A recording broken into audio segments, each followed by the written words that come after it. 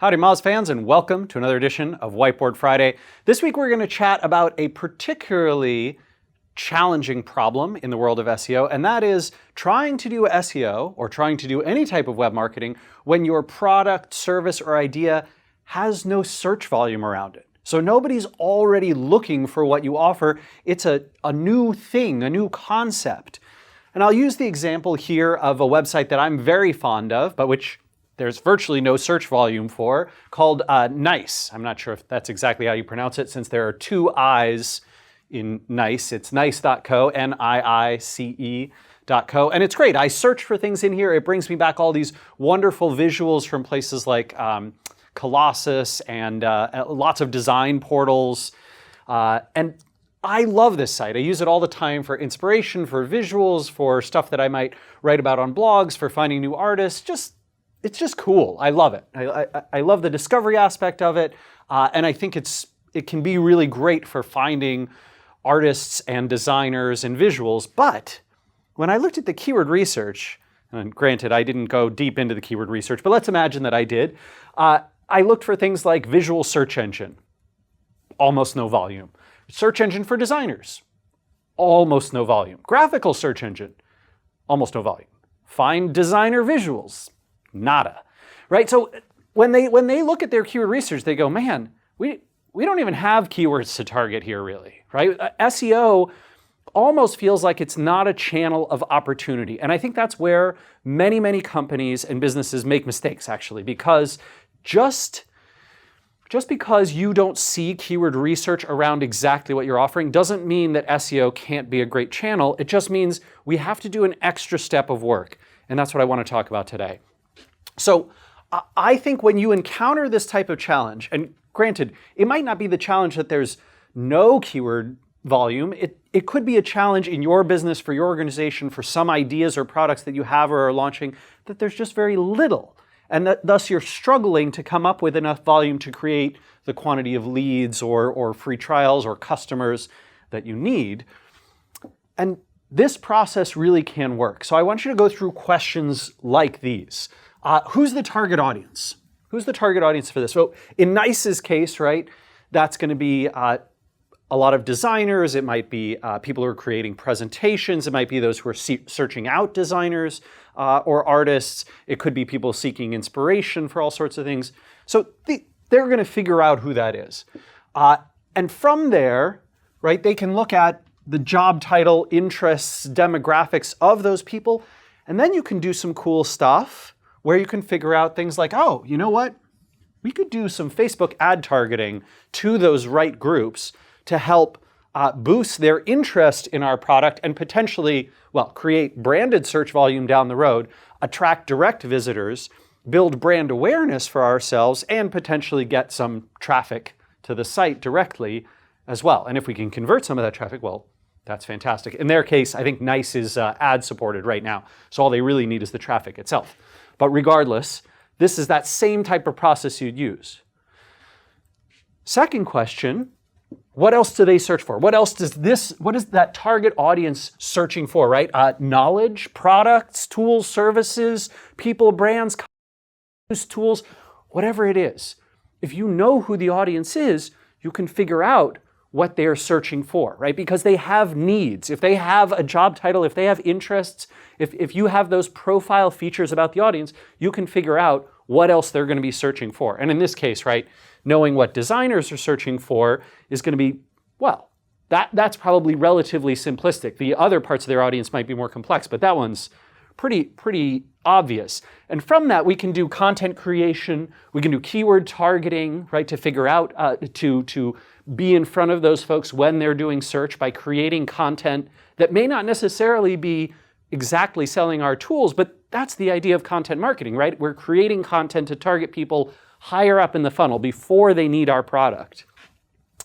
We can use that too for product and feature inspiration in the product itself. So in this case, right, Nice might consider creating a design pattern library or several, pulling from different places, hiring someone to come in and build one for them, and then featuring that somewhere on the site if you haven't done a search yet, and then potentially trying to rank for that in the search engine, which then brings qualified visitors, the types of people who, once they got exposed to NICE, would be like, wow, this is great, and it's totally free.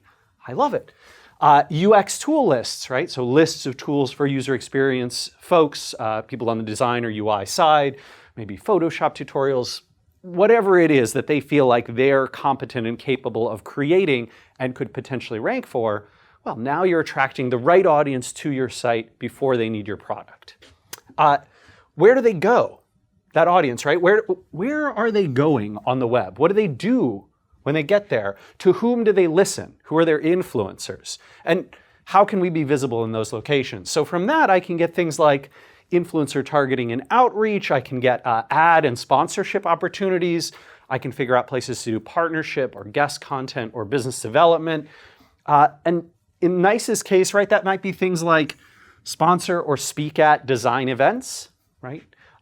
Maybe they could create an awards project for Dribbble, right? So they go to Dribbble, they look at what's been featured there, or they go to Colossus or some of the other sites that they feature. They find the best work of the week, and at the end of the week, they feature the top 10 projects, and then they call out the designers who put them together. Well, that's terrific, right? Now you're getting in front of the audience whose work you're featuring, which is going to in turn make them amplify NICE's project and product to an audience who's likely to be in their target audience. This is, right, it's sort of a win-win. That's also going to help them build, right, links and engagement and shares and all sorts of signals that potentially will help them with their authority, both topically and domain-wide, which then means they can rank for all the content they create, building up this wonderful engine. Fourth question I'd like to ask, what types of content have achieved broad or viral distribution?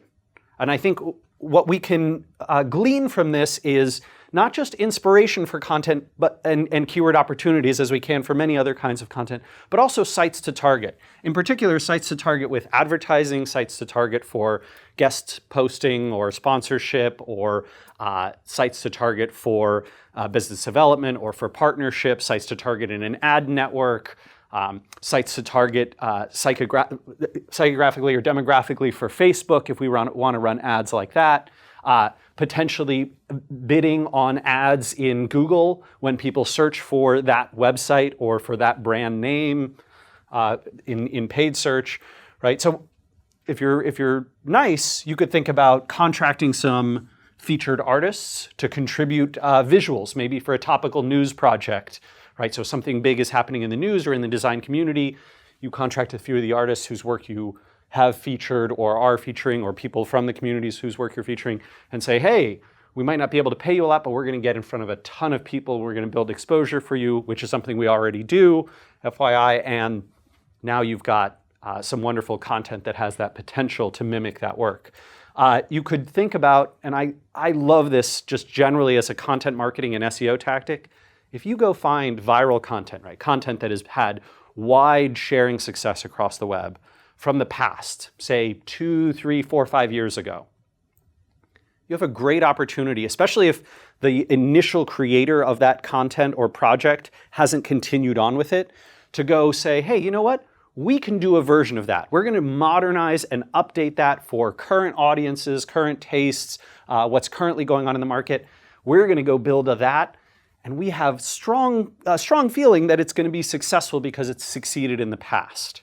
And that I think is a great way to get content ideas from viral content, and then to potentially overtake them in the search rankings too. Because if something from 3 or 5 years ago that was particularly timely then still ranks today, if you produce it, you're almost certainly going to come out on top due to, Google's bias for freshness, especially around things that have timely relevance.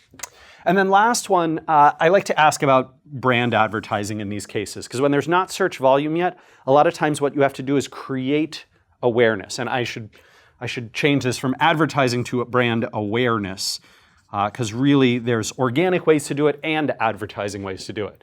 And you can think about, well, where are places that we can target where we could build that awareness? Should we invest in press and public relations, not press releases? And then how do we own the market, right? So I think one of the keys here is starting with that name or title or keyword phrase that encapsulates what the market will call your product, service, or idea. And right, in the case of NICE, that could be, well, visual search engines, right? You can imagine the press saying, well, visual search engines like NICE have recently blah, blah, blah. Or it could be designer search engines, or it could be graphical search engines, or it could be designer visual engines, whatever it is. You need to find what that thing is going to be and what's going to resonate. In the case of Nest, right, that was the smart home. In the case of Oculus, it was virtual reality and virtual reality gaming. In the case of Tesla, it was sort of already established as electric cars, but they kind of owned that market. And if you know what those keywords are, you can own the market before it gets hot. And that's really important because that means that all of the press and PR and awareness that happens around the organic rankings for that particular keyword phrase will all be owned and controlled by you, right? When you search for smart home, Nest is going to dominate those top 10 results. When you search for virtual reality gaming, Oculus is going to dominate those top 10. And it's not necessarily dominate just on their own site. It's dominate all the press and PR articles that are about that, all of the, the Wikipedia page about it, et cetera, et cetera. You become synonymous. You become the brand that's synonymous with the keyword or concept. And from an SEO perspective, that's a beautiful world to live in. So hopefully, for those of you who are struggling around demand for your keywords, for your volume, this process can be something that's really helpful. And I look forward to hearing from you in the comments. We'll see you again next week for another edition of Whiteboard Friday. Take care.